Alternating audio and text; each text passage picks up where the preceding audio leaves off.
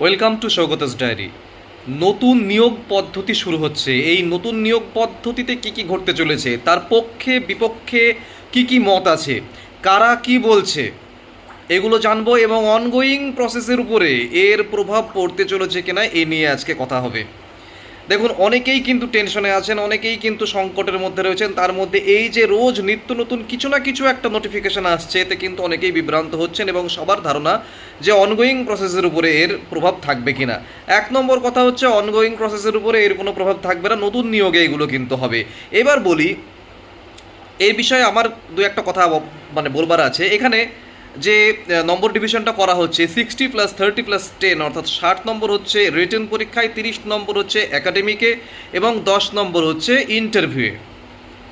এইখানে প্রথমত বলবো যে হ্যাঁ, নতুন সরকার গোটা ব্যাপারটিকে স্বচ্ছ করতে চাইছেন, এই ব্যাপারে কোনো দ্বিমত নেই। ওএমআরের কার্বন কপি রাখতে দেওয়া হবে বলা হচ্ছে, এটা খুবই ভালো ব্যাপার। মানে এই নিয়ে কোনো সংশয় নেই যে স্বচ্ছতার যদি প্রথম স্টেপ যদি আমরা নিতে চাই, তাহলে ওএমআরের কার্বন কপি রাখাটা এটা খুব ভালো জিনিস। এইবার বলবো 60-30-10-এর ব্যাপারটা। প্রথমে যেটা বলা যাবে ইন্টারভিউয়ের কথা। ইন্টারভিউয়ে 10 নম্বর রাখা, এসএলএসটি 2তে তো 20 ছিল, সেখান থেকে 10 করা হচ্ছে। এই 10টাও খুব একটা কম নম্বর নয়। দুর্নীতি যদি রুখতে হয়, স্বজন পোষণ যদি রুখতে হয়, আমার মনে হয় 10 নম্বরটাও 5 করা উচিত এবং আমার সঙ্গে অনেকেই একমত হবেন। যত কম রাখা যায়। কেন? মানে ইন্টারভিউ বা পার্সোনালিটি টেস্ট, এখানে একটা ব্যক্তিগত প্রভাব থাকে। এমসিকিউ মানে আমরা তো পরীক্ষা দিয়েছি 2 নম্বরের প্রশ্নে, 30×2=60। এমসিকিউ, এখন সমস্ত পরীক্ষা পদ্ধতিতে এমসিকিউ চলে আসছে। কেন আসছে? কারণ ব্যক্তিগত প্রভাব থেকে প্রত্যেকটি প্রশ্নকে মুক্ত করবার চেষ্টা করা হচ্ছে, যাতে নম্বরগুলো ভ্যারি না করে। টিচার বদলালেও বা টেবিল বদলালেও, হ্যাঁ, সমস্ত কিছুতে যেন আমার যে উত্তর সেটা যেন একই থাকে এবং সেই একই উত্তরের একই নম্বর হয়। এমসিকিউ তো সেই জন্যই করা, ব্যক্তিগত প্রভাব থেকে বাঁচার জন্য। তো এবার যে 2 নম্বরের যে আমরা যে পরীক্ষা দিয়েছি, তাতে কিন্তু দেখা যাচ্ছে আমি যে অ্যান্সারটা লিখছি তাতে আমার একজন স্যার আমাকে 2-এর মধ্যে 1.5 দিচ্ছেন, আর একজন 2-এর মধ্যে 2ও দিচ্ছেন। আমরা ছোটোবেলায় যে সমস্ত রচনা প্যারাগ্রাফ লিখেছি, আমরা 10-এর মধ্যে কেউ 8 পেয়েছি, কেউ 7 পেয়েছি, একই একই জিনিস লিখে কেউ 9ও পেয়ে গেছি। ভালো মাস্টারমশাই আমরা বলতাম 10-এর মধ্যে 9 দেয়। হ্যাঁ, যারা একটু চেপে নম্বর দেন, তারা খারাপ মাস্টারমশাই, তারা 7 দেন, এরকম আমরা ভাবতাম। কিন্তু একই লেখা, ঠিক আছে? তাহলে এগুলো ম্যান টু ম্যান ভ্যারি করে। তার পছন্দ হলো না, এমনকি যিনি 8 দিচ্ছেন তাকে যদি বলা যায় কী লিখলে আমি 10-এ 10 পাবো, সেটা লিখে দিন, সেটাও কিন্তু আমাদেরকে লিখে দিতেন না। সুতরাং এমসিকিউ করা হচ্ছে এই জন্যই। তো ইন্টারভিউয়ে তুমি যতই তোমার পার্সোনালিটি সুন্দর করে দেখাও না করে, এখানে একটা জিনিস থেকে যাচ্ছে যে ইন্টারভিউয়ার সন্তুষ্ট হচ্ছেন কি? বিভিন্ন জোনে ইন্টারভিউ বিভিন্ন রকম করে হবার একটা সম্ভাবনা, এবং বিভিন্ন জোনেই শুধু নয়, একটা জোনেই বিভিন্ন টেবিলে বিভিন্ন রকমের প্রশ্ন, এবং তার একই উত্তরে কেউ স্যাটিসফাইড হচ্ছেন, কেউ স্যাটিসফাইড হচ্ছেন না, এরকম হতে পারে। এই যে সমস্ত বিষয়টা কিন্তু একটা গণ্ডগোলের কারণ। এখানে নম্বরটা যত কমিয়ে আনা যাবে, তত এই ব্যক্তিগত প্রভাব থেকে কিন্তু নম্বর ক্যান্ডিডেটরা কিন্তু বেঁচে যাবেন। কিন্তু এটা 10-এর জায়গায় যদি 5 করা হয়, তাহলে কিন্তু এরা বেঁচে যাবেন, আরও বেশি করে বাঁচবেন। এবং দুর্নীতি, যেটা আমরা এর আগে দেখেছি, রুল পেন্সিল দিয়ে নম্বর দেওয়া হয়েছে, অর্থাৎ পরে সেটাকে ম্যানিপুলেট করা হয়েছে, সেখান থেকেও কিন্তু এসএসসি বাঁচবে বলেই আমার ধারণা। তাই 10 নম্বরটা যদি 5 নম্বর হতো, আমি ব্যক্তিগতভাবে খুশি হতাম এবং আমি জানি আরও অনেকেই খুশি হতেন। আগের সরকার এমসিকিউ করতো, কিন্তু এমসিকিউ করেও তারা আবার ভুলভাল উত্তর দিত। ঠিক আছে? সে তো আমার তো প্রথম যে ভাইরাল ভিডিওটা হয়েছিল, যে ইউলিসিসের বাবা ইউলিসিসের ছেলেকে টেলেমেকাস না করে আর একটা দিয়েছিল, এরকম প্রচুর প্রশ্নের উত্তর ছিল। ঠিক আছে? তো ওরা এমসিকিউ করেও ভুল করতে ইচ্ছা করে করতো ওরা। ঠিক আছে? তো এক্ষেত্রে যতটা কমিয়ে আনা যায়, যদি এই করা যায় আর কি, 5 নম্বর করা যায়, তাহলে এই সমস্ত ব্যক্তিগত নির্ভরশীলতা কিন্তু কমবে। কারণ ইন্টারভিউ 10 নম্বর থাকলে একজনকে অনেকটা নম্বর দিয়ে এগিয়ে দেওয়া যায়, আর একজনকে তার যোগ্যতা থাকা সত্ত্বেও তাকে পিছিয়ে দেওয়া যায়। 10 নম্বর কিন্তু অনেকটা এদিক ওদিক হয়ে যায়। তাই দুর্নীতি রুখতে সবথেকে ভালো নম্বর আমার মনে হয় 5 নম্বর হওয়া ভালো ছিল। এবার আসি একাডেমিকে। 30 নম্বর আছে। এই একাডেমিকে আমার মনে হয় এখানেও আর একটু কমালে কিন্তু সুবিধা হতো। তার কারণ কি? এই যে মাধ্যমিক, উচ্চ মাধ্যমিক কেউ 500-তে দিয়েছে, কেউ 1000-এ দিয়েছে, কেউ কোভিডের সময় দিয়েছেন। দেখুন, সবাই পড়াশোনা করেছেন, পড়াশোনা করা নিয়ে বলছি না, বা মেরিট নিয়ে কোনো কথা বলছি না, বা নতুন ছাত্রছাত্রী যাদের অনেক বেশি নাম্বার, তারা এমনি এমনি নম্বর পেয়ে গেছে, তোমাদের তো পড়তে হয় না, এটাও বলছি না।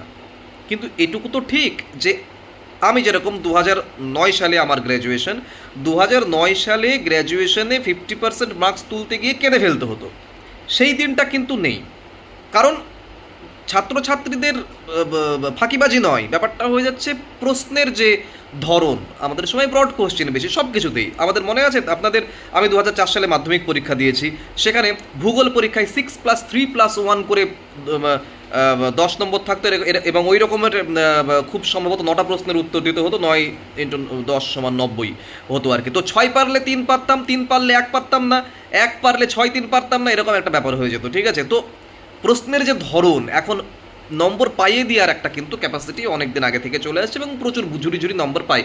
এতে শিক্ষার্থীদের দোষ দিয়ে আমি কথা বলছি না, আমি বলবো প্রশ্নের ধরনের একটা পরিবর্তন, যার জন্য কিন্তু অনেক নম্বর বেশি পায় এখনকার দিনের ছেলেমেয়েরা, এবং যত আগের দিকে যাওয়া যাবে তত কিন্তু এই নম্বরটা আস্তে আস্তে কমে যাবে। এবার এখন দেখা যাচ্ছে 5 বছর বাড়িয়ে দিয়েছে বয়সসীমা, তো সেই হিসেবে বয়সসীমা বাড়ানোর ফলে কি হয়ে যাচ্ছে, অনেক পুরনো ক্যান্ডিডেটস বসবে। তো সেক্ষেত্রে আমার মনে হয় একাডেমিকে 6-8 এরকম কিন্তু পার্থক্য হয়ে যাবে, যেটা হওয়ার কথা ছিল হয়তো যদি মানে 2-4 এর মধ্যে সীমাবদ্ধ থাকতো এই নম্বরের ডিফারেন্সটা, তাহলে হয়তো ঠিকঠাক হতো। কিন্তু এই 30 নম্বরে সেক্ষেত্রে আমার মনে হয় 6-8 ডিফারেন্স হয়ে যাবে খুব সহজেই, যেটা হয়তো একটু চাপের হবে। তো অল্প বয়সী ছেলেরাই তো নয়, আমার মতো বুড়োরাও বসবে আর কি, তো সেক্ষেত্রে তাদের কিন্তু একটু চাপ হবে ওই সময়কার যাদের একাডেমিক্স আর কি।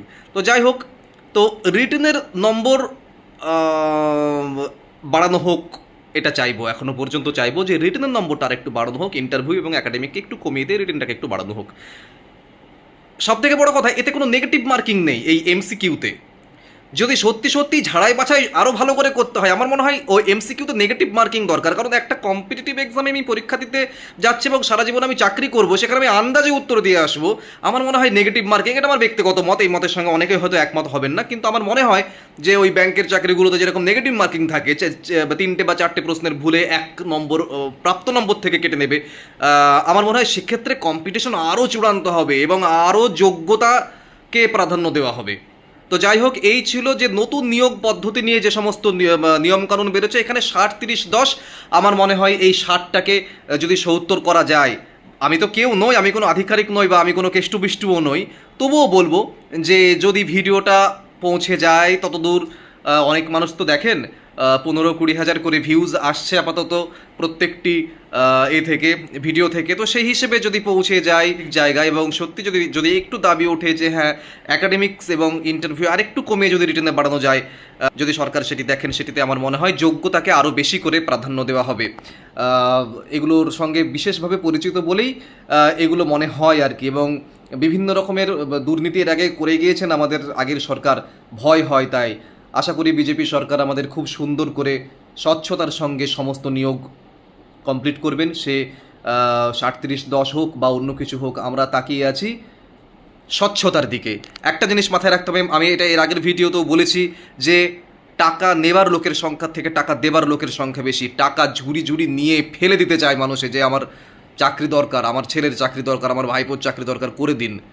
এবং দুর্নীতিটা সেখান থেকেই দরকার। মানুষ যদি সচেতন হয় তাহলে দুর্নীতি থাকে না, এটুকু ওকে আগে বুঝতে হবে। সুতরাং দুর্নীতি রোধ করতে হলে আগে নিজেকে ঠিকঠাক হতে হবে।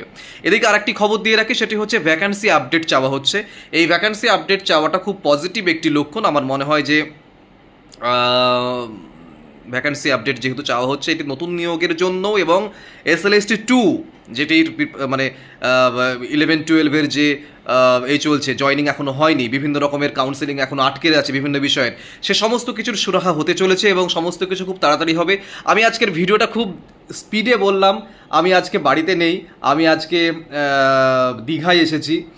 তো সেই হিসেবে আমার দেখবেন দুবার ব্যাকগ্রাউন্ড চেঞ্জ হয়ে গেল, দুবার জায়গা চেঞ্জ হয়ে গেল, এক ঘর থেকে আমাকে আরেক ঘরে নিয়ে এসে ছেড়ে দিলাম এবং আমি ফোনটা জাস্ট হাতে ধরে আমি এই করছি, ফোনটা কাঁপছে রীতিমতো। তো যাই হোক, অনেকে জিজ্ঞাসা করেছিলেন যে এই নতুন নতুন যে নিয়ম পদ্ধতি, সেটি কি নিয়োগে কী ফল ফেলতে চলেছে ইত্যাদি, সেটাকে ক্লিয়ার করবার চেষ্টা করলাম।